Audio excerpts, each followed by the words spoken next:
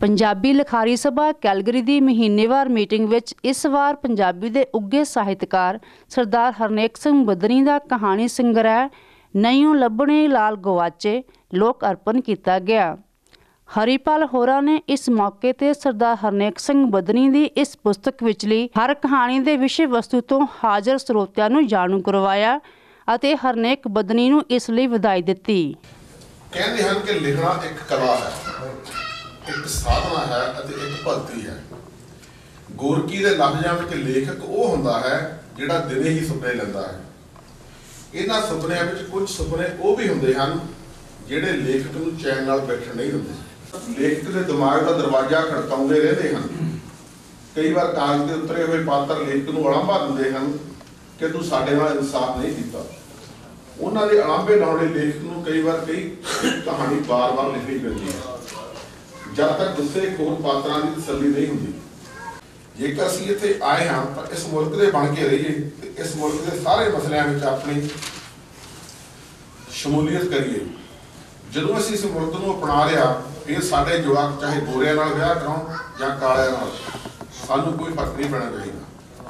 ਅਸੀਂ ਆਪਣੀਆਂ ਬਹੁਤੀਆਂ ਮੁਸ਼ਕਲਾਂ ਸਮੱਸਿਆਵਾਂ ਆਪ ਹੀ ਪੈਦਾ ਕੀਤੀਆਂ ਹਨ क्योंकि मध्यवर्गी सोच ਦੀਆਂ ਝੂਠੀਆਂ ਕਦਰਾਂ ਕੀਮਤਾਂ ਸਾਡੇ ਵਿੱਚੋਂ नहीं ਨਿਕਲਦੀਆਂ। असल में कहानियां लेखक के विचारों को ही रूपमान करदियां हैं। मानसिक तौर पर साडे लेखक ने अजे कनेडा को अपनाया नहीं है।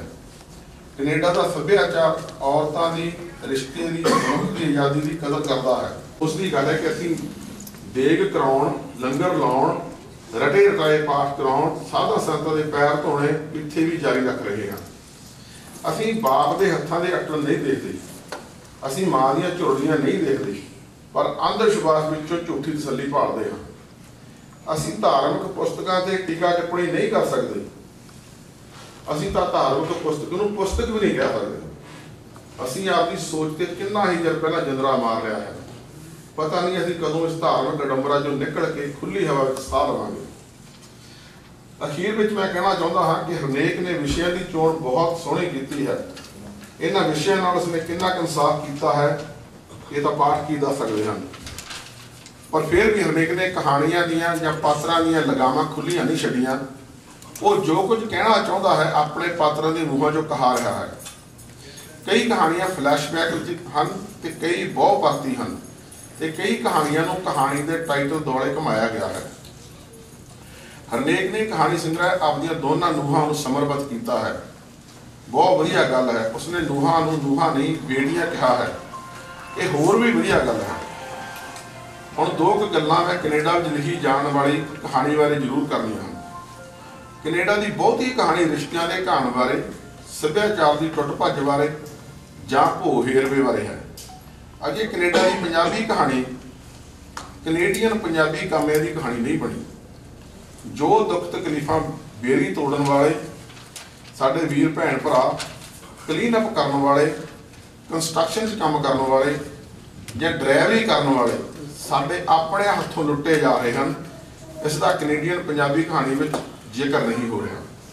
जेकर हो रहा है तो बहुत घट हो रहा है क्योंकि मनो या ना मनो पूंजीवादी सोच का जहर साडे ख्यालों में बहुत बुरी तरह चढ़िया हुआ है। असीं जिहड़े इत्थे वड्डियां वड्डियां कंपनियां या खेतां दे मालक हां सब तो वध लुट असीं अपने लोकां दी ही कीती है। ये भैड़ी आर्थिक सोच सानू तबाह कर देगी। सानू चाहिए है कि कनेडा विच हुंदी हर बेइंसाफी का विरोध करने में असीं मूरली कतार में होइए अते मेन स्ट्रीम कनेडियन कल्चर का हिस्सा बणीए। जो अमली तौर पर हक सच की लड़ाई लई खड़ांगे लुटेरियां का विरोध करांगे उदों ही असीं एक वधिया समाज सिरजण विच आपदा हिस्सा पा सकांगे। हरनेक बदनी जिही डूंगी सोच तो मैं आस करता हाँ कि उन्हां दा अगला कहानी संग्रह बसरे की लाम ते गए लोगों की जदोजहद को साकार करेगा। एक बार फिर हरनेक जी गामदू सोच में मेरा सलाम है।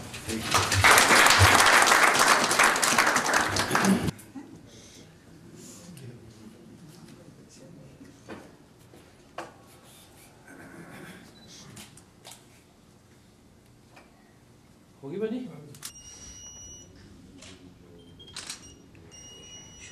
मैं हरीपाल जी का धन्यवादी है। इन्होंने कहानी से मेरी काफ़ी तारीफ की। इन्नी तारीफ से वैसे मैं लायक तो है नहीं ਤੇ ਜਿੱਥੇ ਤੱਕ ਕਹਾਣੀ ਦਾ ਸਵਾਲ ਹੈ ਨਾ, ਮੈਂ ਬਹੁਤ ਜ਼ਿਆਦਾ ਲੋਕਾਂ ਦੀਆਂ ਕਹਾਣੀਆਂ ਪੜ੍ਹੀਆਂ। ਗੁਰਜਾਮ ਸਿੰਘ ਸੰਧੂ ਨੂੰ ਕਹਾਣੀ ਦਾ ਬਾਦਸ਼ਾਹ ਕਹਿੰਦੇ ਆ। ਮੈਂ ਉਹਦੀ ਉਹ ਕਹਾਣੀ ਵੀ ਪੜ੍ਹੀ ਹੈ ਜਿਹੜਾ ਜਮਰੌਦ ਦਾ ਕਿਲ੍ਹਾ, ਜਿਹੜੀ ਕਿ ਤਾਜੀ ਹੋਈ ਹੈ, 82 ਸਫ਼ਿਆਂ ਦੀ ਕਹਾਣੀ। ਬੜਾ ਲੋਕਾਂ ਨੇ ਉਹਨੂੰ ਪਸੰਦ ਕੀਤਾ। ਤੇ ਕਹਾਣੀ ਵੀ ਮੈਂ ਸਾਦਤ ਹਸਨ ਮੰਟੋ ਦੀ 2.5 ਸਫ਼ਿਆਂ ਦੀ ਕਹਾਣੀ ਖੋਲ ਦੋ, ਉਸ ਕਹਾਣੀ ਤੇ 35 ਸਫ਼ਿਆਂ ਦੇ ਪਰਚੇ ਲਿਖੇ ਗਏ। ਸੋ ਜਿਹੜੀ ਕਹਾਣੀ ਹੈ ਨਾ, ਇਹ ਬਹੁਤ ਡੂੰਘਾ ਸਮੁੰਦਰ ਹੀ ਹੈ। ਤੇ ਮੈਂ ਤਾਂ ਥੋੜ੍ਹੀ ਬਹੁਤੀ ਕੋਸ਼ਿਸ਼ ਕਰ ਰਿਹਾ। ਬਾਕੀ ਥੋੜ੍ਹੀਆਂ ਬਹੁਤੀਆਂ ਗੱਲਾਂ ਜਿਹੜੀਆਂ ਇਹਨਾਂ ਨੇ ਕਹੀਆਂ, ਇੱਕ ਤਾਂ ਖਾਸ ਇਹਨਾਂ ਨੇ ਕਹੀ ਕੈਨੇਡਾ ਦੇ ਲੋਕਾਂ ਬਾਰੇ ਲਿਖਿਆ ਨਹੀਂ ਜਾ ਰਿਹਾ।